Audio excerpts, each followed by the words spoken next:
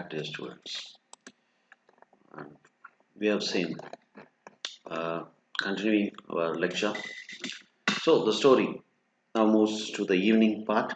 In the evening, the story opens in the palace of Baroka. In the palace of Baroka, Baroka is seen in his bedroom with his favorite wife, and she is removing her hairs from the armpit. Now, Baroka slowly says to his the favorite wife that she is going to get a new wife. Now, at this words, the favorite wife of Baroka gets angry and plucks the hair from her armpit very harshly, and Baroka blames her for for acting very harshly. Now, Sadiku, the first wife of Baroka, enters. As he enters, Baroka sends away his youngest wife out of his bedroom and asks Sadiku if there is any good message from Sidi. Sadiku says, uh, yes.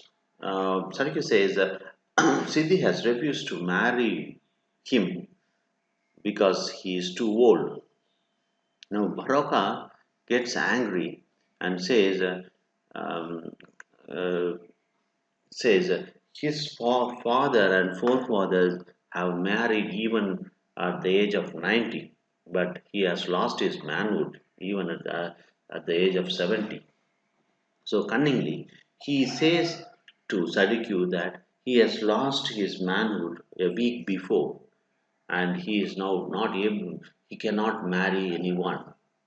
At this, Sadiku is shocked and Baroka asks Sadiku not to let this matter, the loss of manhood, to anyone. Sadiku promises Baroka and goes away from the bedroom. Here you can see it is the plan of Baroka to bring Sidi to his palace. So Sadiku goes away. Now, when Sadiku goes away, the scene opens in the marketplace. In the marketplace, Sidi is seen still having the magazine in her hand. Sadiku enters. When Sadiku enters the marketplace, she takes a wooden log and treats it as Baroka and holds it in her hand and starts dancing. Siti looks at Sadiku and wonders the reason for her happiness. She goes near Sadiku and asks the reason for happiness. Sadiku says that at last she has drained the old lion and whispers the secret in the ears of Sidi. Sidi becomes happy and she too dances with Sadiku. At this time, Lakunle comes and asks the reason for their happiness, and Sidi uh, asks permission from Sadiku to mock Baroka at the loss of his manhood. Lakunle understands the situation and warns Sidi not to go to the palace of Baroka, but Sidi does not accept the words of Lakunli, and Sadiku gives permission to go to the palace of Baroka. Sidi runs away from the marketplace to the palace of Baroka. There, the evening part comes to an end. Next is the night. The night part is divided into two sections. One is the event that takes place in the Baroka's palace, and the events that take place in the marketplace. So these are the two subdivisions in the night. So in the evening, we have seen Siti decides to mock Baroka and goes to the Baroka's palace. Now, when she reaches the palace of Baroka, it is almost sunset. She enters into the palace of Baroka, and there is no one, no workman, no one inside the palace. And Baroka is doing his exercise, wrestling exercise with his partner. Baroka notices the arrival of Sidi and he blames his servants for taking off on Sundays of his rest from work. He blames that Sidi has come and no one is there to receive her. However, Sidi comes to the place where Baroka is doing his exercise. He sits opposite to Baroka, doing exercise, and there is a wrestler, and they are wrestling. Baroka and a wrestler both are wrestling. Baroka says that whenever he succeeds a wrestler, he goes for a new wrestler. Baroka means that whenever he is bored with his old wife, he goes for a new wife. That is what Baroka means. And Siddhi understands the words of Baroka and she says she too was asked for a marry by a man. And Baroka asks how the man is. And he says, they say he is the lion in the village, but he is old enough to be my father.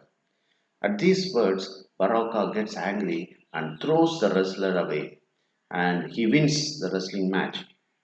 And the wrestler goes away, leaving Baroka and Sidi alone. Baroka slowly comes near Sidi and sits near her. He takes the he takes the magazine and shows it to Sidi and says that he is preparing a project in the village, like to modernize the village, like the school teacher. And he says he will put her face in the stamp in the future.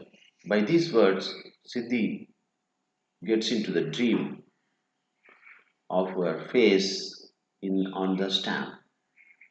Baraka uses this situation and rapes Siddhi. That the night first part comes to an end. The scene goes to marketplace. In the marketplace, Sadiku advises Lakunle to pay the bride price to marry Sidi, but Lakunle refuses.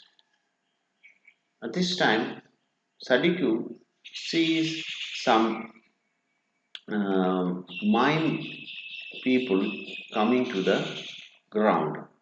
Sadiku calls the mime players and she wants the mime player to do a mime. When they ask for the theme, Sadiku delivers the theme of Baroka's Last Manhood. This is the theme that she asks the mime to play. They demand money, and Sadiku gets the money from Baroka's pocket and gives the to the mime players. And the mime players start playing the mime. When the mime starts, in the middle of the mime, Siddhi comes crying. Sidi confesses to Sadiku that she is raped by Baroka. The lion has cheated, she says. As soon as Lakunli hears it, she comes near Sidi and comforts Sidi and he says not to worry. He is still ready to marry her, but he will not he will not give her the bride price. Siti goes away from the place, and Lakunli asks Sadiku to go back to see what if Siddhi is doing. Siddhi gets into a room. She puts her bridal dress and comes out and stands before Lakundi. Now Lakundi says, He is not ready to get married immediately. But Sidi says she is not ready to marry Baroka. She is not ready to marry Lakunle, but she is ready to marry Baroka. At this, Lakunle is shocked, and the mime players play the music, marriage music, and Sidi start moving towards the palace of Baroka, and Sadiku follows Sidi, and the children mock Lakunle, and Lakunle gets angry and he chases the village school boys. By this the play ends. Thank you, students, for watching the video. Thank you.